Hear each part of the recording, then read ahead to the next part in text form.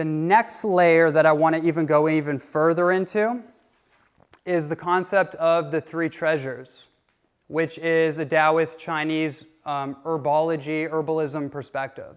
And this is something that really, it guides my life in a lot of ways.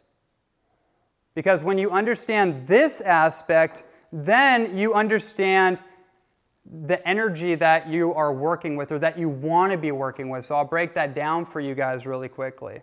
The three treasures, which is our energy treasures, they call it the treasures because this is the treasure that makes us us and allows us to be effective in the world. The first treasure is Qi. Qi, we've all heard that, right? Qi.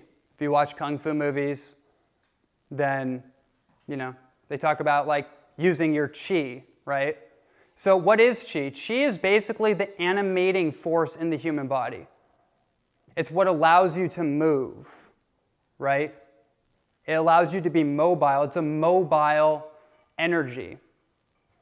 And what happens is when people are immobile, they're not able to move around easily. Their joints, their ligaments, their muscles aren't juicy and fluid, or they have thick coagulated blood like a diabetic condition, then their energy becomes stagnant. And from a Chinese perspective, if they really would talk about the energy centers of the body opposed to just like a TCM, which is traditional Chinese medicine, which is more of an allopathic approach to kind of like that whole principle, which would focus on the blood. So if we were talking about Qi, energetically, we would be talking about the blood and the liquid transportation in the body. So we hear a lot of times we have to build our blood. Women have to build their blood.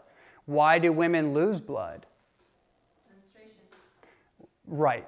But really what that response is, maybe not entirely, but one of the factors of that's actually a detoxification response. That's a purging. One of the reasons women theoretically live longer than men is because of bloodletting.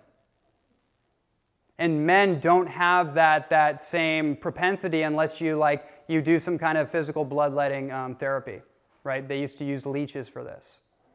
Is because your blood can build up toxicity. So for a man that's eating like red meat, steaks, all that kind of thing, he can actually develop an iron toxicity and create a condition called hemochromatosis, which is basically a toxicity of iron in the blood. And iron that's not really bioavailable, despite what a lot of people have been told. Or taking iron supplements, right?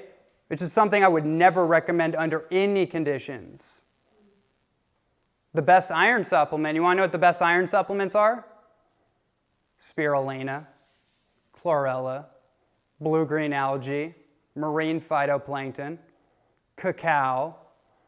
Cacao has so much iron in it, non-heme iron, non-blood iron.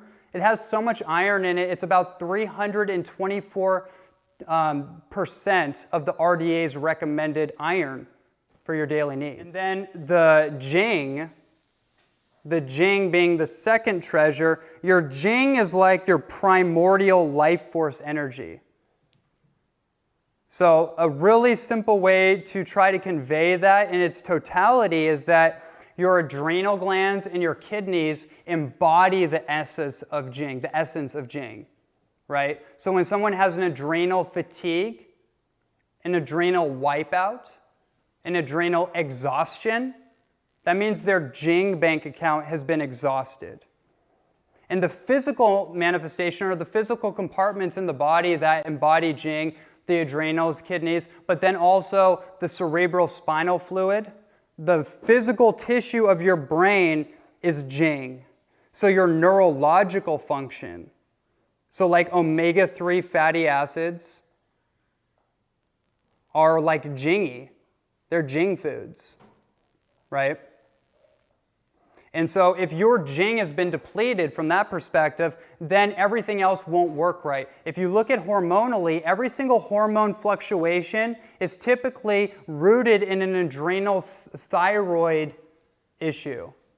A lot of people have thyroid issues, right? There's always an adrenal issue there, either on the front line or right behind. Because the adrenals and the thyroid act in a feedback loop with each other. They communicate with each other. after what's called the hypothalamic pituitary adrenal axis has converted hormones from your pituitary all the way through. It gets filtered through the liver, and then your adrenals and your thyroid are like those master switches of metabolism. Okay? And then the third treasure, which is ultimately what everything in herbology and Ayurveda, Amazonian, shamanism, all of it is really talking about and trying to get to, is Shen. You know what Shen is? Spirit. Basically, yeah. It's spirit. It's your personality. It's your radiance of your personality. It's your smile. It's your passion for life. It's your purpose in life. I have observed this. I know there's science to point this out, but I don't need to know that because I know based on a level of just innocent perception and obviousness, when someone is not on purpose in their life, they are confused, they're clouded, they're spiritually in conflict, they feel like they're the only game in town, they're alone in the universe, then there is going to be catabolic effects. We call it stress, but the Chinese would call it a Shen Disturbance. And a Shen Disturbance, I was on the radio show with, again, another one of my episodes, with a dear friend of mine who's a mentor in Chinese herbology. His name's Dr. George Lamoureux. He owns a company called Jing Herbs. And I'm sitting in his office in LA and we're having this conversation. I'm like, hey, George, there's this thing that you always talk about. It's called Shen Disturbance. You know, I have my idea of what that is. Like when I see somebody in LA and they're ranting and raving and they look like they're possessed, I'm like, is that what you're talking about? Because when I see somebody and their soul ain't anchored in the cockpit, that to me looks like a Shen disturbance. And he's like, yeah, and it's basically anybody that's living out of authenticity, that's out of alignment. Right? That's a deep one. We could do a whole thing on just that. But the point is obvious. When you're not living congruently with your value system, like Dr. John DeMartini, he'll always talk about all your behaviors, all your habits, everything in your life is based on your hierarchy of priorities, your value system. What do you value in life? That will tell you. Like people think they value the environment, or they value this, or they value that, but then you look at their habits and it's like, well, something's not lining up, right? That's that subconscious concept. 95% of us, or what's going on in our mind, is underneath the surface, right? It's where like hypnotherapy and all that kind of stuff kind of comes in. So that's how you can tell, like, okay, I'm trying to fix this habit. I'm trying so hard, I can't do it though. It's like, well then why don't you sit down for an hour with yourself? I mean, just do that. And then take out a piece of paper, get a pen, and then write what you actually value. Because if a mother is pouring all her excess money and all her energy into her kids and her kids' education and their food, it's very obvious what she values, right? If somebody is going to the party all the time and smoking, drinking, and just living an excessive life, and they're burning the candle on both ends, they're burning their Qi, they're burning their Jing, it's very clear in this moment of time what that person values. Does that make sense? So if you just actually look at yourself, you'll get clear on that. And then from there, now it's like, okay, well then let me switch that. Let me change my value systems up a bit. And that's how you change your habits.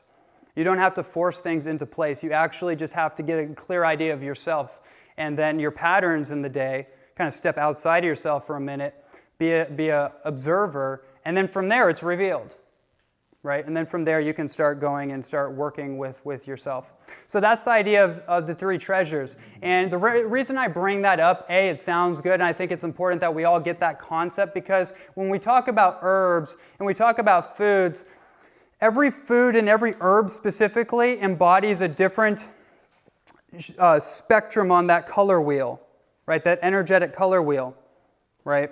And that's when we go in there, you'll understand a little more what I'm going to break down when it comes to that segment. But also just to understand ourselves as conscious beings. That's a big part of this, is that we're going through a hyper-evolutionary process. We're going through an acceleration very quickly. Our lives are speeding up. Our shifts are speeding up. I mean, I'm shifting probably 5 times a day. You know, what I need, you hear the saying, like, you need different things at different times, different stages and phases in your life. Well, I think for a lot of us, that's like a moment-by-moment thing now. We're actually becoming a different version of ourselves by the day. And so how do you anchor in the spiritual insights that you're receiving, or how do you grow into this thing that's constantly expanding and feel like you're ungrounded? That's really like the key of my message overall. Once you get past kind of the information, the intention is to really communicate the actual strategies and protocols that we can start implementing in our life to ground ourselves, to anchor ourselves into our purpose, to anchor ourselves into our passion, to do what we love, and then to become grounded so we find a way to only do what we love. I mean, that, like, we could end on that note.